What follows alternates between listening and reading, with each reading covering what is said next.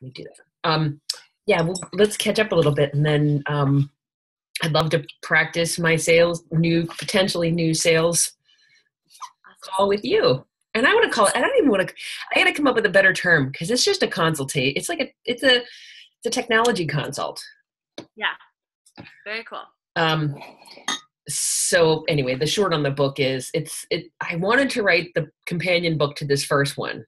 So this one was kind of like, parents, deal with the fact that your kid hates school. Like, do not let them sit there and suffer. Yeah. It's your responsibility to do something. And here are all the things you can do. Yeah. I know that like my mission is to build micro schools, to get people building little schools everywhere so that kids are not sitting in places they hate. Oh, cool. But I could not figure out how to pivot this to that. It was too steep of a curve. So, and I've had a hard time figuring out what to sell behind that because it's like I tried doing educational consults and I really didn't like it. I did it for a couple Quill members. I did like full-on assessment and like I have all these empathic intuitive skills too, which don't fit in education all that well. Mm-hmm. It's hard to tell people like, okay, so I'm listening to you, but I'm actually looking at your energy and my guides are talking to me, telling me what you need. I mean, people would be like, you're nuts. But so that you know that actually is what will happen when we start the consult part, like is I will very much become present in who you are and what you're saying. And I'll ask my guides to tell me, and I don't even, honestly, just the fact that I said it right now, they're already here. They're like, duh. We just do that. So that's kind of what happens. My guys go out and they're listening to your guys and they're going to be like, let's just make your technology life simple. But, and I know I'm talking in circles, but as far as the second book goes, Angela was like, you have about 3 different things you could be doing here. And I think what's so cool, Jenny, is I now understand that the book is just a lead magnet. I had so much wrapped up in this needing to write a book of a particular kind. And I even think my second book is of the stature of this first one, where it's like, I've just realized today, I don't care if it's a usable lead magnet right now. But the second book is like the micro school builder's Bible. I think that's what I'm going to call it. And it's just going to be like, this is not a big deal. Here's how you do it. My ideal reader, I'm going to keep her in mind because I want to make it easy for her to do it. But I don't think she's actually the person I can sell that service to because she's actually not far enough along in her own setting up her business. And in realizing like she's got to go do this. Yeah. So, anyway, it was a huge realization this morning. And I'm realizing like now that I'm working on the second book, I will tell you the second one's easier. And I think what's going to happen for me is I actually have a list of like 2 or 3 other books now on a Post-it note that are like, and I can just choose those and work on those and I'll just, self-publish them or whatever. Yeah. I love it. That's awesome. So exciting. Yeah. So, thank you. Why don't you catch me up with how you're doing? And after we did your sales call, by the way, I thought was really, really good. Is that working? Yeah. Thank you so much. That was awesome feedback. And the feedback that you gave me, especially around like, showing more, I think you told me to talk more about like what it would be like after the fact. And I did that more and I had some great feedback and I did sell, I think that day or the next day I sold my first group program coaching. So I have someone in my group program. I have 1 person in my group program right now. I have 2 in mine and it was supposed to be an 8-week program. And because I'm really super close to both of them, do not tell, I have not charged them for it yet. Yeah. But it's because the school building it is a fairly complex task. Yeah. So like I realize like the 2 clients I have are not the best client I could have because they didn't come to me and say like, oh my God, I have to build a school and I've got to get it done now. Yeah.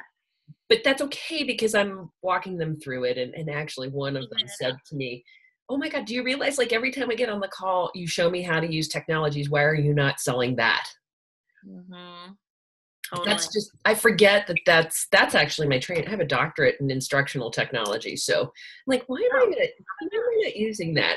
Yeah, no kidding. And that's such a huge part of education. It is, and so like when you posted that in the quill this morning, like, I'm not trying to make sales. I want to figure out if it's actually something that's viable and if people would want it. And I know what's so hysterical is I already know exactly what I do because I've done it. I haven't done it for a while.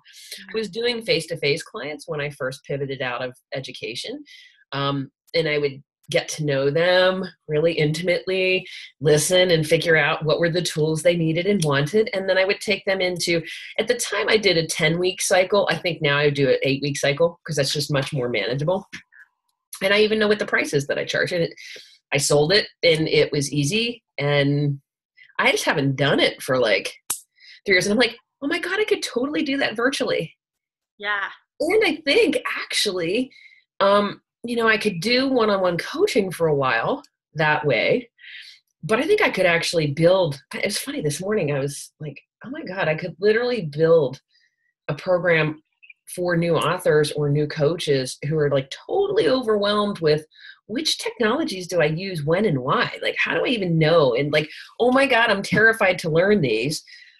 And, create something and just keep adding the value in of like, here's these tools. They're really simple, but the process is actually getting clear on your vision, your mission, your message, right? And then the tools, I can tell you like which tools you need the order of the tools, how they come. Yeah. And the other thing is, so like the thing that I saw you post, and the reason I posted about Google Classrooms is most of the tools that everybody's picking up have a price attached to them. Yeah. And a new coach isn't going to want, you shouldn't have to be spending a ton of money up front. So knowing which tools are free that you can use, especially until you want to transition into the higher end ones. Yeah. Like you have a VA who does all the work with Kajabi and whatever. Yeah. So I'm using mostly free tools. Basically the only tools that I'm paying for are my website hosting,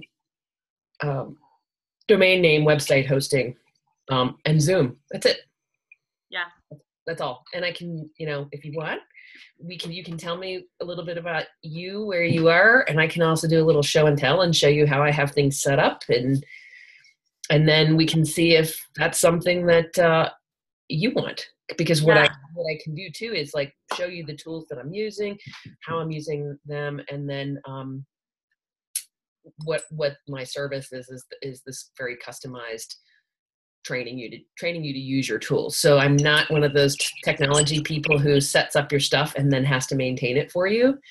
So this might not be for you. You know what I mean? Some people want the person to set up design your website, set it all up. But if you're somebody who knows that you can do things on your own, just needs a little bit of hand holding to do it. I think I have it pretty much all set up. Like I think the only thing I need to figure out right now that I can think of is and I don't have to, like the Kajabi or the Google Classroom, I was going to send everything through an email, but I'd like to be able to say when I sell my back end, you get access to the video training for the whole year. I know that was like a little extra bonus with Angela. And also I have another bonus course that I'm going to teach from the lessons I learned when I was in India at the Oneness University and tie that in to my back end. So that's like another course that I want to be able to add to the back end. So tell me what tools you're currently using. So what's that?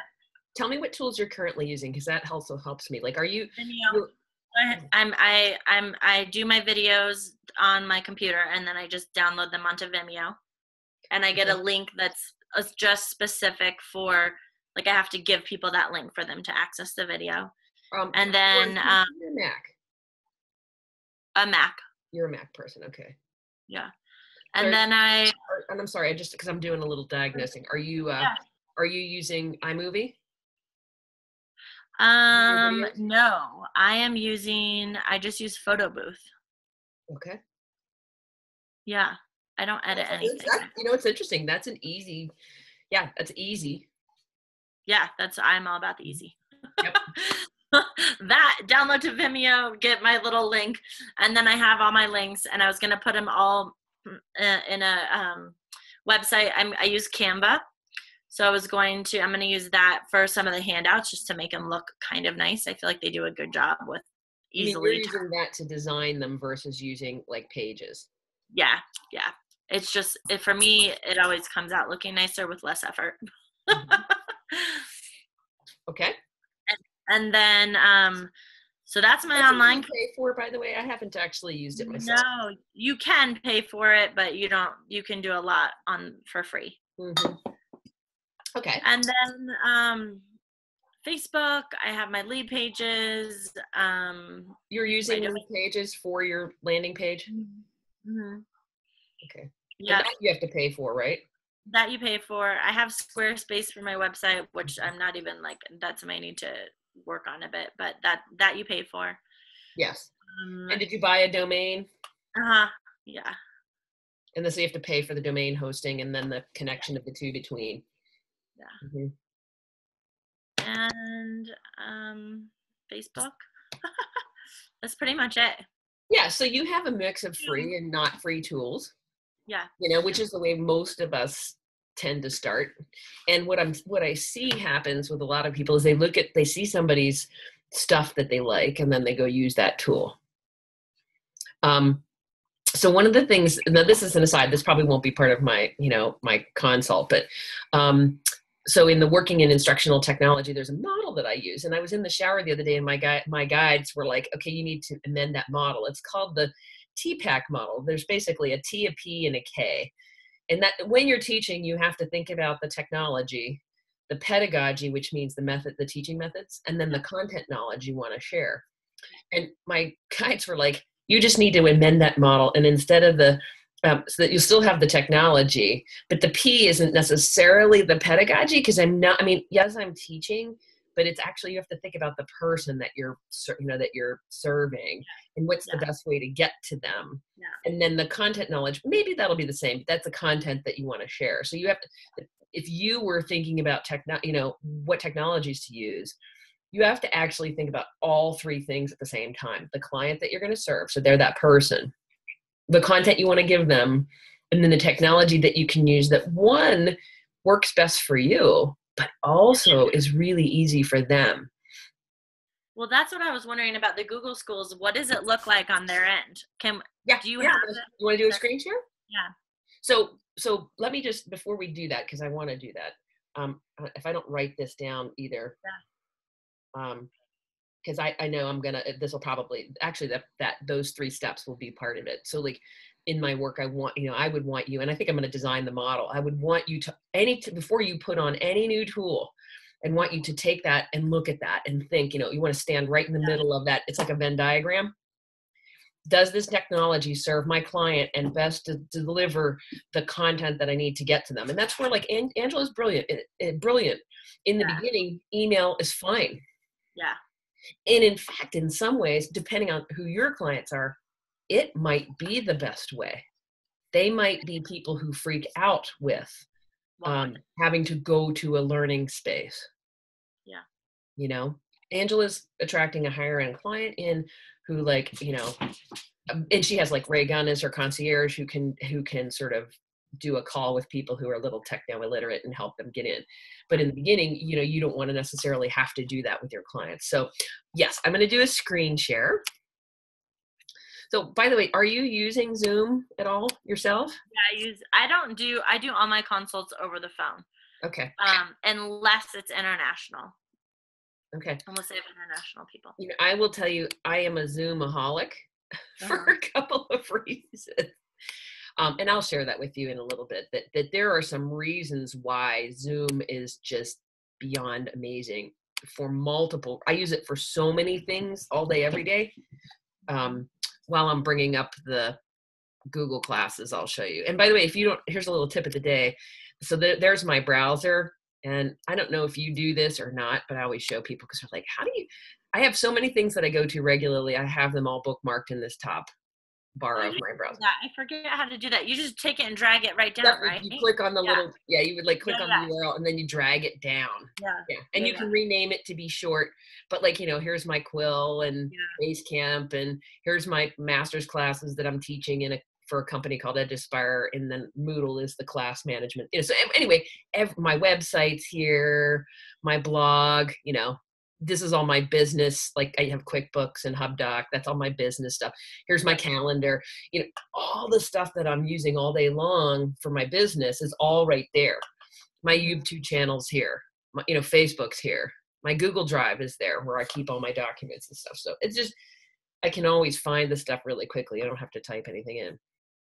So a little bit about Google Classrooms, the reason why I chose to use it, and the reason that probably the best reason for you or somebody else to want to use it is because it's free. Now, Google Classroom is something that it's a product that Google has created in response to educational needs. So if I take you back just a teeny bit in time, school districts were always paying for word processing. So like they buy computers for kids and they had to pay for Microsoft Word, PowerPoint, Excel.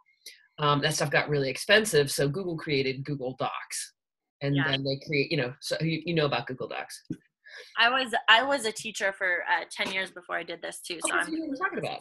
But then Google created Google Drive, which was a place where you could store all your documents. And then the next step for that was like, when we started to move into online learning spaces with kids, there was a whole class of tools called a learning management system. So when I first started teaching online, everybody was using a tool called Blackboard. And now I haven't used it, but yeah. Okay. And so Blackboard is not unlike Kajabi, but basically Blackboard is more like Kajabi and Basecamp combined, because it mimics what happens in an actual face-to-face course.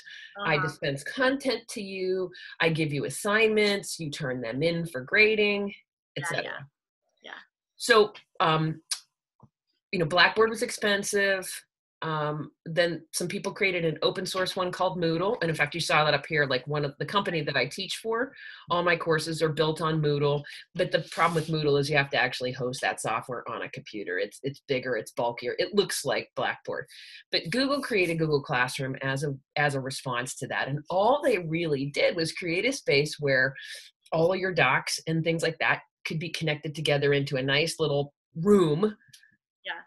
Where you could say to the learner, I want you to do this, then this, then this, then this.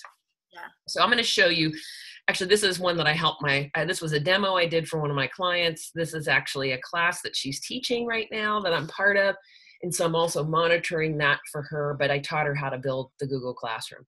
And the cool thing is she's teaching this will last for about a year with her clients.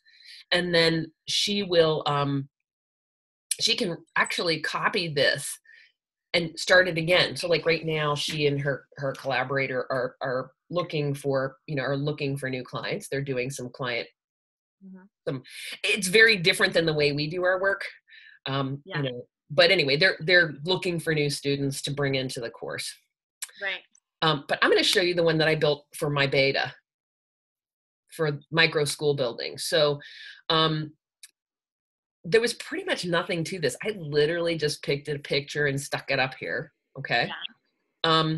Over here on the left side, I created a topic by clicking add topic. And each one of these is the week of work in my beta, in my online course. It's basically the chapters from my book in sequential order. So these 8 weeks. When I click on that, I've just added in some items that I want them to do. So one of the activities is called personal why. One is called frame your why with a template, and then school building template. All of those things get added in here down at the bottom. Okay. With a little plus. So there, an assignment is different from an announcement. An announcement would just be like, I'll show you where I have one. Okay, this is the very first one, the introduction. Why would you want to build a micro school? This is an announcement. It doesn't have anything, it doesn't ask the student to turn anything in. That's sort of the clue. It lets me, if I go up here and I click edit, you'll see I can change the title. I can add things here, and I can decide who it's for. So like in a classroom, I would decide, do I want it to be for, everybody or my 2 clients? There's my 2 clients. Cool. In that first week, then there was an assignment. I wanted them to tell me what was it like, how did they feel about school, whatever. Now, if they were going to do this assignment, they would click in here. I wanted them to write a paragraph. Now, what's interesting is I built this content and they haven't been using it, but that's okay. It's good practice for me. I can go in here and I can see if they did it. I can give them a grade. I mean, you have to negotiate that with your clients. You could just say, they're not grades in particular. Like my one client who has the course, she just marks everybody gets 100 out of 100, and she talked with them about it. It's really just for submission. Mm-hmm. And because this is a traditional educational setting. So that shows you a little bit, but what you can see is I have this ability to go in and invite students in with email. I can give them a code. So your question about, can I password protect? Nobody can get in here unless they've either been invited or I've sent them the course code. I can decide what they're allowed to do. Can you put a time on that code, or do you just change? Like, how does the code work once the 2 months is up or 10 weeks is up? What I would do for you is you could go in there and change that. You could go in and disable it. It's really going to depend. Are you going to let them still have access to the content? What I think you would probably, I didn't mean to do that. What you would probably do, what most people would probably do, is they would recycle this class for the new group of people. We wouldn't keep adding people in unless you wanted it to function more like a cohort. I mean, if you think about the way that Angela runs her programming, and I think that model's pretty useful. Your collaboration only happens in the Facebook group and in the online call, in the weekly calls. Yeah. It doesn't happen when you're working with the content.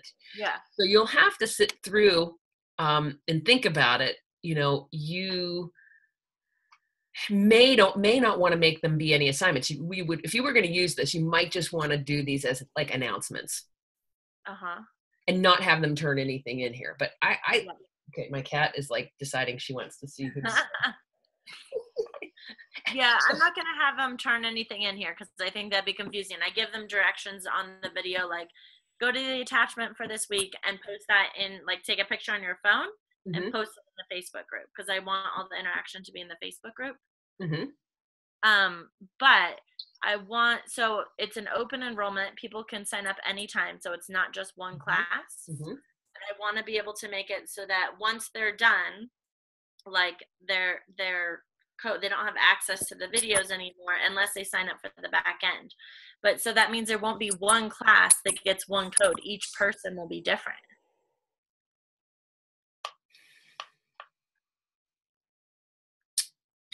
Yeah. Let me, I'm going to write that down because I don't know that I can have an answer for you. So like, because it's rolling in, okay. Right? Like, I'm curious if you want to limit the video. You want to limit the videos to is it an 8-week cycle?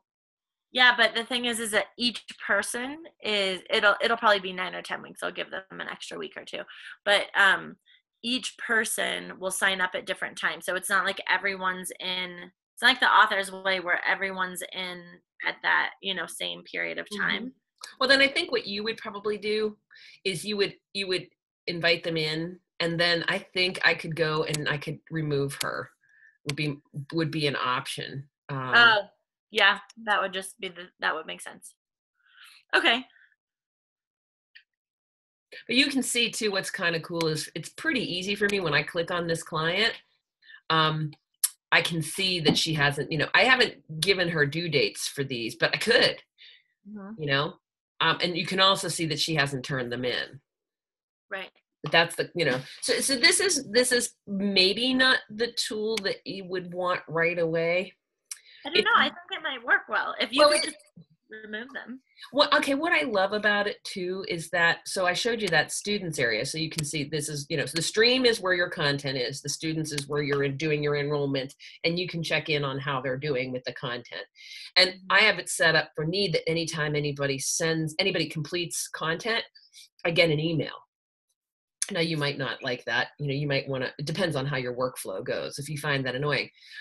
When you go to this about area, this is the other thing that I really like, is that it all ties into the Google suite of products. So you can it actually creates a class calendar, which I haven't used, but you can totally use that to, put events and things like that on. But it creates a folder where you can put the content and have it sitting out there into folders, and they can put stuff in here too. So you can see I've been adding some of my content in that way. Cool. And I really like that it sits out in Google, because then people don't have to have Word or PowerPoint or Excel or any of those tools that I might ask them to use. Exactly. Yeah, I like that it's Google. Everyone is more, I think Google is like my Kajabi people, I remember being like, don't forget my Kajabi. Like, I need to write it down. It's like Google, everyone knows Google, right? It's just an easy, it's a familiar name. So people, I feel like. Yeah, and I didn't, when I joined Angela's program for the first book, I didn't love Kajabi. I don't even still love it. I understand it's really just workflow. I didn't love, for me, I don't like having to go to two places, that I have to go to somewhere to submit my work and somewhere to do my learning. This, I think, is an alternative to that. Because if you say to me, so like the difference would be, okay, week 3 is called your special sauce. So here's an announcement at the top. I'm going to show you one that I actually had done. Did I do frame your why? I thought I did special sauce. I know I recorded myself teaching, and I wanted to show you that.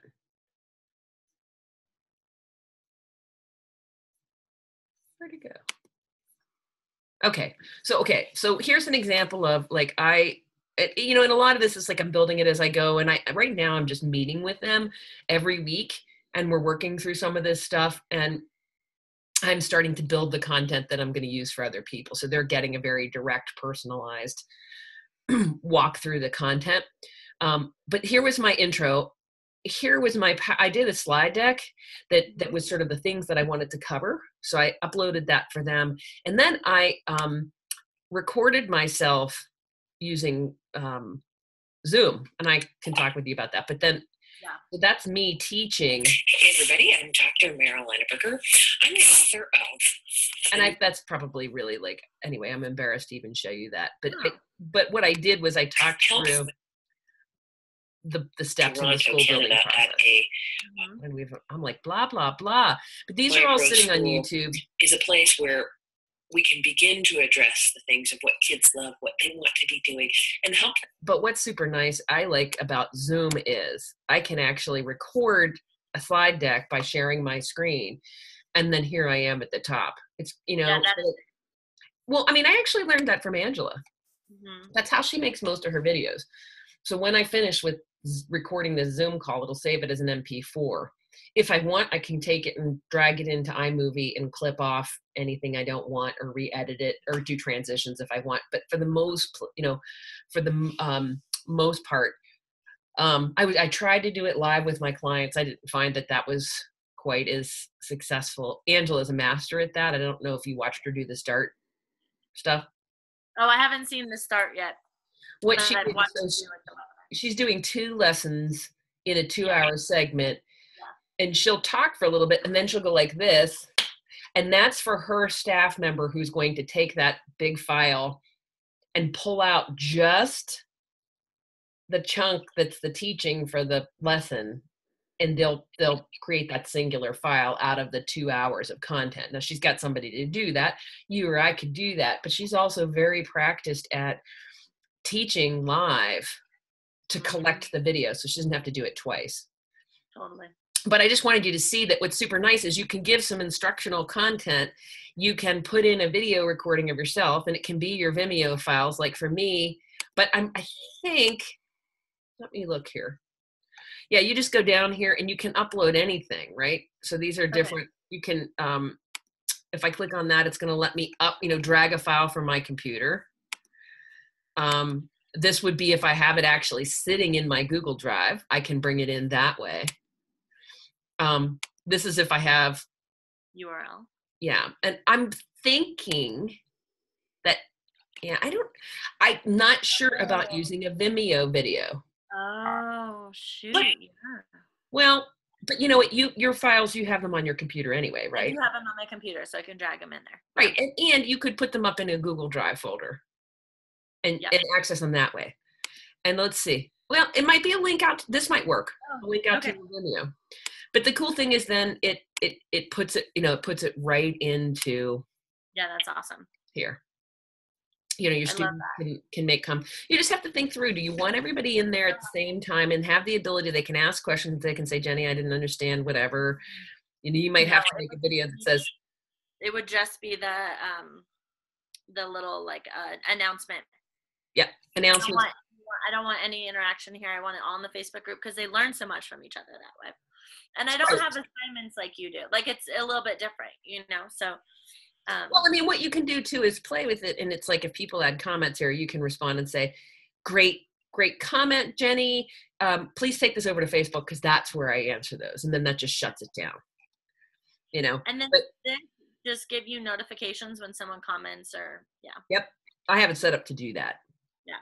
So I love that. I love it. Thank you so much. Yeah, you're welcome. So, that's really helpful.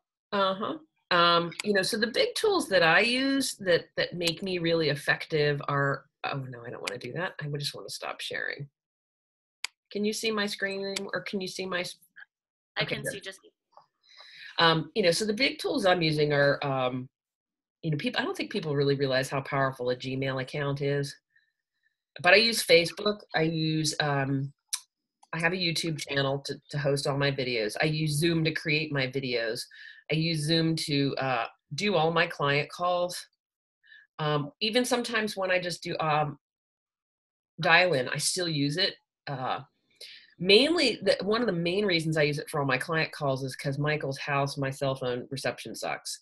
So, so does mine. I just put my cell phone on, use the internet, but that's not a bad idea. Can you, if you're not on internet, say I'm traveling or something and I'm not on internet, can I connect? I feel like I can't connect to video Zoom off of phone cell service, right? I've done, what I've done, and there have been times where I had to, in fact, I think that I will confess to you that day that we talked, I needed that during that time we were talking, I needed to drive to my tax accountant's. Yeah. I think we used my Zoom room and I called in, you dialed in, and I was just using it on my phone.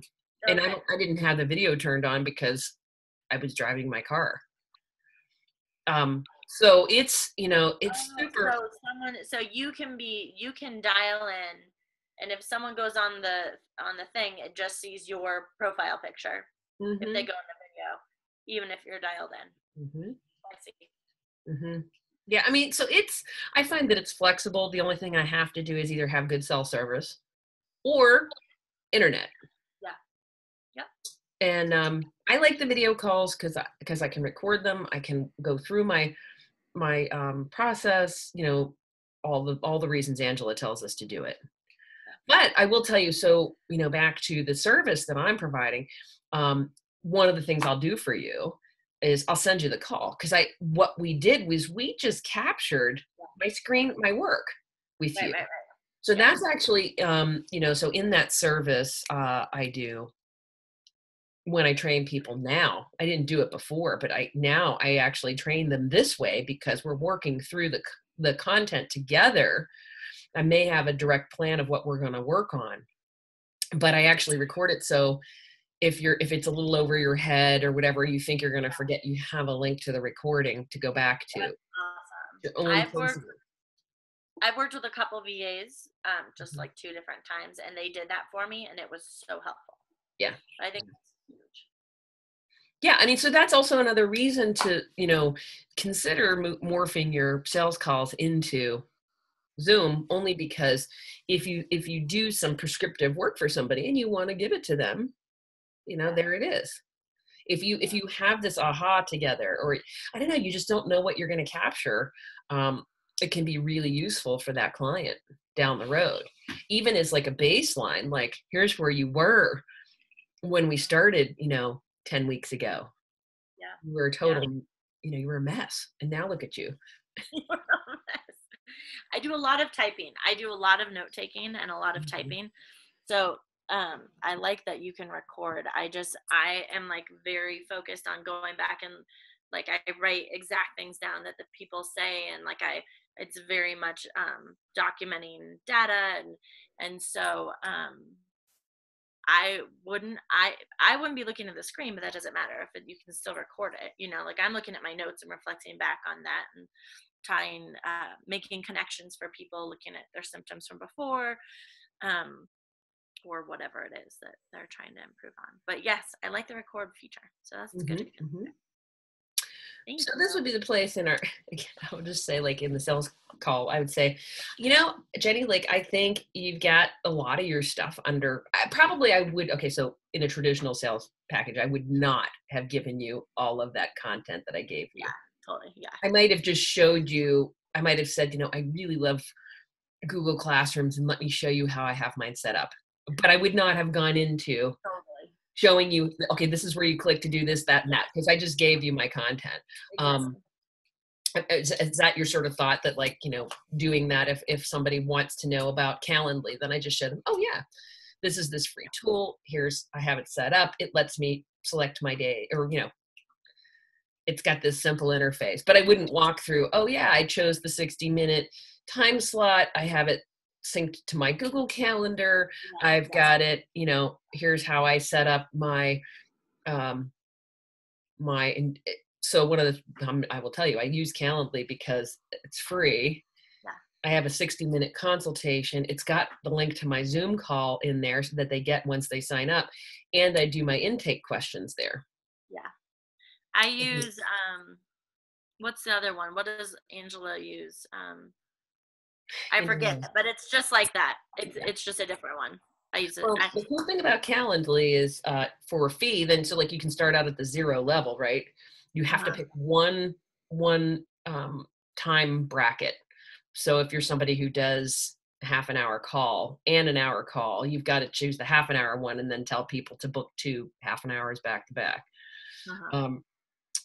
But there's a potential to have it send more reminders and updates for people. I mean, it is nice because if somebody cancels, I get an email. It sends them the Zoom link. And there is a potential for a fee to do e-commerce in there. So you can actually get them to pay. Now, we might not do that. I don't really want to set it up because if I do, I actually have done for people, I've done a chat like this about stuff and I said, okay, I'll give you, I talk with you for an hour and it's like, really, I don't want 8 weeks of service because I don't need all that. I do like an hour consult on just a single tool. What I do is I charge my hourly rate and, Angela would say like, don't do that. But honestly, if that's what somebody wants and needs, I'm not marketing that, but I give people a 1 hour and then I just send them. I don't know what you use, but like I send PayPal invoice. So, but I can imagine that there are new coaches coming out. I won't say young because they're of all ages, but that, they want to have an online presence and they don't even know where to start with the technologies. I agree. And I would almost say it's people who are, if you're thinking of age, like people who are a little bit older that didn't have as much of it, like, have as much of that technology interface growing up or in their young adult life. Where like there's Yinlang or Yangli. I'm so bad with names, but there's a woman in our quill thing who like kept saying like, I don't know how to see if I've been tagged or this. And Angela was like, girl, you've been doing this for 4 months. Like, take a deep breath. You can figure it out. But like, I could see she's like my mom. Like my mom would be like, oh my God, there's no, like, she would be totally overwhelmed. So, well, my very first client face-to-face was a Jungian psychologist who had literally just missed that gap of technology learning. Because she, she's just at a time where like she had finished high school or college and there weren't computers yet. and she didn't really need them in her practice. And then, you know, her kids all can use them. And she felt like she couldn't keep up with her kids. So I went to her house once a week for 10 weeks for an hour and sat by her side and just taught her to do everything. And the day that she said to me, my daughter and I were doing X, Y, and Z together the other night, I said, you do realize that you just unhired me? She was like, what? I said, yeah, because now if you can actually have the conversation with your daughter and get her to help you with the things, you don't really need me. That was your goal, right? So like, fly free. Yeah, that's awesome. I love it. I think it's great. I think it's, you know, I think the other technology that I think would be cool for you to include for new people is like figuring out, like someone on the quill was like, do I do Dropbox? Do I do Box? Like, what do I do there? People will ask Angela and she'll say, but then you're just, you know, it's like, okay, I know what her favorite is. Yeah. And you're like, but. And MailChimp or setting up an automated system, that's a big one. Mm-hmm. And then also there's this app I still have to figure out and I can't remember, but there's an app that interfaces in your MailChimp so that you can have automatically, like MailChimp will do it, but I don't think it does it automatically. I think you have to go in and like press this button, but automatically if you have people sign up for a free ebook list, then it goes automatically filters them also into your newsletter list. There's an app for it. I forget what it is. I have it written down. Yeah, what I'm thinking, what you just told me was like, if I want to go forward with this, I need to think of the broad categories of the tools that you would use. I mean, if you're thinking about targeting coaches and authors, like that's the kind of stuff that like landing page, the funnels, the multiple like MailChimp or some sort of automated newsletter, like that kind of stuff, I think is where people get stuck. I got stuck there for a long time. I'm not. Well, yeah, and then you waste this time of like, you know, so it's funny, like my business, my DBA, you know, on my taxes is called Mindful Technology Consultants. So my client was like, why are you not selling that? Yeah. And I was like, you know, I have to remember that I get so caught up in my movement and my mission, and you can't necessarily sell a movement or a mission. I had this like aha the other day, and I don't know that Angela really, this is not a criticism of her. I don't think she's ever said that. Yeah. You have to sell a service to fund your movement. Yeah. Yeah. So True. I haven't been as excited selling I like teaching people directly this way. I love working with people one-on-one. So doing that consulting that way, you know, is kind of cool. And the sort of prognostication of, well, okay, so I wrote down, you know, you have file storage or video storage, right? Yeah. Of your content. We've got calendar and scheduling. Yeah. We've got mail, automating your mail, just mail in general, and then automating, you know, responders. We have website with landing page and working with your funnel. Sorry to interrupt, but with the autoresponders, like creating different lists. So you'll have like a list for your newsletter, you'll have a list for the free book, you'll have a list for the thank you page, you know, like there's multiple lists that start happening. Well, I'll admit, like I have used, I'm trying to think, I have MailChimp set up, but right now I don't have enough emails from people to even need to do it. But I know how to use the tools, and there's a reason for that. And for me, that would not have been the first tool. For me, the first tool was like, I needed the website with the landing page. And then probably the next biggest thing that I already had my file storage stuff dealt with. So I didn't need to learn that. But the next thing I had to add on, we need to put in e-commerce. Right. Yep. And it's funny because I actually worked with Liz LaJoy and learned how to use QuickBooks and HubDoc. Oh, cool. Now that might be something I outsource out to her, but she created some training around she doesn't like to train the tools. I just talked to her yesterday. It's so funny. Yeah, we were talking about that. She doesn't like to train the tools, and maybe I need to send her a ping and say, you know what, I actually don't mind training tools. But what I could see myself building is these are all a cart. Like you pick, we do the consult. Yeah. And then over time I build video content that walks you through the tools, but I build them as I go with the clients, and then you just get them all. But the most important thing in the process is figuring out which tools do you need and why, in what order. Yeah. And then go learn them in that order. You know who else, as you're talking about this, Belen. You know Belen Grand or Grande? Okay. She's so sweet, and she keeps telling me, we were in the same cohort together and we were chatting last week, and she's like, the technology piece is my struggle. Yeah. I think and Angela's basically like, go out and learn it. So, I mean, you do think this is viable, Jenny, or like I should do this? Yes, I think it's totally viable. And I think probably 2/3 to 3/4 of the quill people are like, I have this figured out. Maybe they would want an a la carte, like 1 hour thing with you. Yeah. But I think there's a quarter or a third of the quill people who are like, holy shit, this is totally like holding me back. And so I think it's totally viable. I think do offer a beta group to the quill. Yeah, so like, I mean, I can tell you right now, I worked with one of the authors who didn't go into the quill. I did an a la carte. I charged my hourly rate, so what I typically do is I charge an hour, and it's not it's not Angela's $500. I charge $250, but I actually give 2 hours. I mean, I don't tell them that, but I'm never going to cut somebody off, but what I do is I bring them on and we spend 1 hour on that tool that you need bam, done, recorded. You get the file, and you have that to listen to. And in the case of that person, I just helped her set up her YouTube page. She was absolutely out of her mind. Okay, I want to tell you something that the VA did that I loved.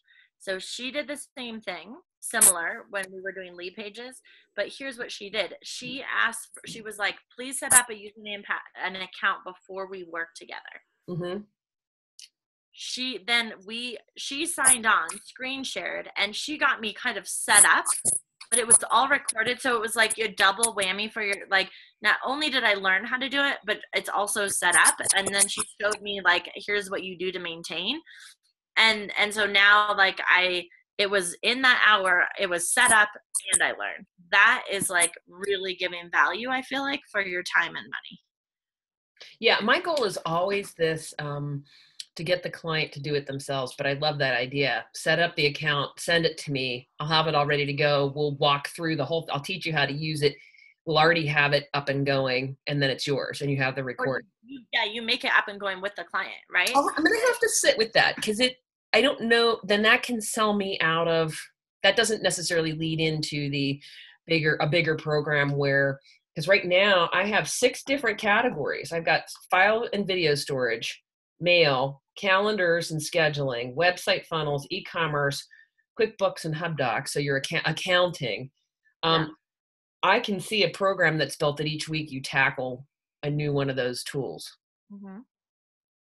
Or you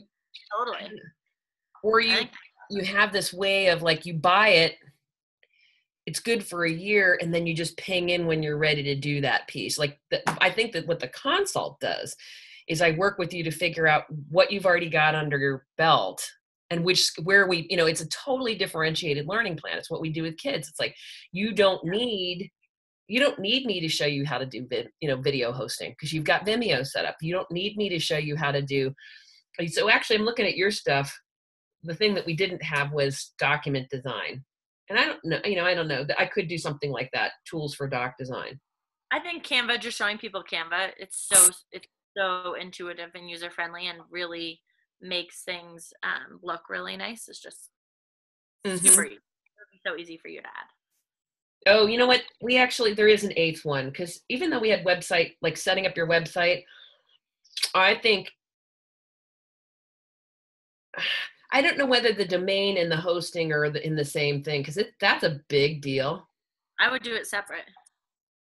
Make it less overwhelming. One that's buying your domain and getting it hosted, and then one that's website setup. Yeah, it's like they're both in the website, because websites, it's not important, but it is. Well, anyway. Technology for the new entrepreneur. How to get your business set up in 8 weeks or less through technology. I think that's right there, that's your selling. That's huge. If I had started the quill and not been where I was and you were including QuickBooks and HubDocs and all that, I probably would have bought. Even though there was some overlap, I still probably would have bought, because I'd have been like, okay, she's got me covered. I'm going to be able to sit down and look at what I need to do. And it will be like, I know she's got my back. I can ask questions. If I have questions, here's videos that show me exactly what to do. Yep. I think it's freaking awesome. Yeah. Yeah. And I think, the validation of the concept is in, people in the quill just offering to do a clarity call like this. It's funny because I did yesterday, because my client said you should be doing this. I posted in a couple mompreneur groups that I would do a free clarity call to just say, like, I'm going to listen and I'm going to talk with you. And basically the value is I'm going to tell you the tools I think you should use. Totally. And in which order and why. And I'm going to give you that. Yeah. And because if you don't need me to teach you that, then I don't really need to be working with you. And if you want me to help you learn how to do it. You just wrote another book. Well, it's funny. The book's over here, and my client, who's a school building client, she's like, "That's the book you should be publishing in 3 weeks." I'm like, "Oh my God, I cannot pivot that fast." And that was a conversation I didn't tell this to Angela, but it's like, I want to just go ahead and fill it in. I think now I'm gonna slide away from I'm gonna do a Joy Eat. I'm gonna finish my second book, and it's gonna be the Micro School Building Bible. I don't know if I'm bold enough to put the word Bible on the front, but that's really what I want to write it, because I want to have that out there. That's my mission, is to get people building micro schools, and for there to be a book on the market that you can buy or get that tells you do this, then this, then this, then this. Yeah. I want to get that out there. And I think that it's just going to take me time to get visible enough that people know I do that. Totally. And in the meantime, this is easy to sell. This is pretty easy to sell. And I can write another book really fast. Yeah, write another book, or just do a quick little ebook as your lead magnet. That's what I'm thinking. I'm going to pivot to just a quick ebook. Yeah. Yep. And oh my gosh, we just made a new program. Yay! I have to keep reminding myself that this is the service that funds the movement. If I want to build schools, I have to have money. Right now I'm still teaching online courses that I wrote. Yeah. I teach a mindfulness and education, I teach a course called the Mindful Classroom. Yeah. I love it. Digital portfolios for teachers. I mean, I do the difference between the way that I'll set this up and the way that I teach teachers is I do inquiry learning, where people have to figure it out themselves. I don't think anybody's going to want to buy that. No, they will not want to buy that. So when you said I want people to be able to go in and figure it out themselves and set it up themselves, that's totally a teacher in the classroom. We're teaching students critical learning. That's where that's coming from. When you're an entrepreneur, you want to get shit done, figured out quickly, and you want to know how to do it generally. But like, if someone can mostly do it for you and then show you how to maintain, that is the value. Yeah. And it's funny, because when I worked with Liz, that she was really kicking and screaming, because she's like, I don't want to teach people how to use HubDoc and QuickBooks. But the truth is, I actually wanted her to spend more time on that with me. Yeah.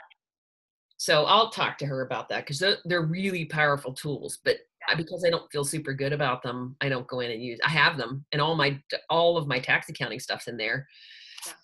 That's on my to-do list for this year, is to really get that tackled. I'm paying $50 a month for QuickBooks for a reason. Yeah. I'm right there with you, girl. So, oh my gosh. Okay, Jenny, you gave me so much value, and this call was supposed to be. Did you get enough value from? Oh yes, I am so psyched. Thank you. I'm going to use Google Classroom, so I'm going to do it. So listen, the thing about that is that it just be gentle with yourself and just take some time and play with it. It's really rather simple. Yeah. Don't be afraid to, just set some stuff up and take your one. What I'd say is, like, now's a really good time. You could say to that single group client, I want to build this thing for everybody else. So I'm going to build it for you as we go. And I'd love to hear your feedback on that. And then give some value to that person back for being your guinea pig. Totally. Some extra time with you, or, they'll like some extra one-on-one calls, working through that. And that's, by the way, I don't announce this very much, and I appreciate if you keep it to yourself, but I wanted Liz LaJoy's services. Yeah. So I pitched her the mindful tech plus my ed consult, and we just bartered it. Awesome. And she taught her content to me and recorded herself teaching it. And then I would sit with her for an hour afterwards and talk through like, okay, this is what I didn't understand. This is what, what's missing. This is where I'm confused. I would look through all her materials and I gave the ed consult behind. And that's probably something else I could have as one of my modules is, or even a value add for somebody who's building content. I've taught online for like the last 15 years. So I know what the best practices are for your learner. I think that's great. That's a huge bonus, or add it to the module. I love it. Or it could be an add-on. Could be an add-on. An educational review of your material, which I love it because like then I get to see your stuff. Unless you have to sit and listen and watch everyone's freaking 6 hours. Like I just did an 8-week course, and I have about 8 to 9 hours of video. You don't want to have to sit and watch all of that. Would be a huge time suck. It depends, because if what I actually want is to learn your content for myself, well, then it's great. But if it's not, like, I guess in my case, it would be like maybe you would like, but so you could choose your clients that way. But if you didn't want to choose your clients that way, you could end up spending a ton of time. Oh yeah, I think that's the only way I would give the ed consult is if your content actually interested me. Yeah. Which, by the way, yours does. So if you decide you want that, I don't know that I have time. You haven't built it yet, and I don't really have time. I want to finish. I have like 2 weeks to finish my book, and I want to see if I can't do a really quick pivot here and get some. I put mindful tech for the new entrepreneur or something like that. What was it? What did you say? You had a better title. It's like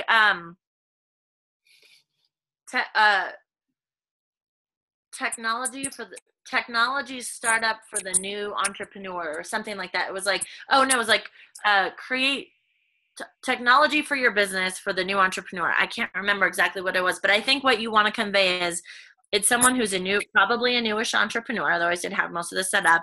And it's like a comprehensive technology for the new entrepreneur, or something that's like, I got your back covered with like from QuickBooks to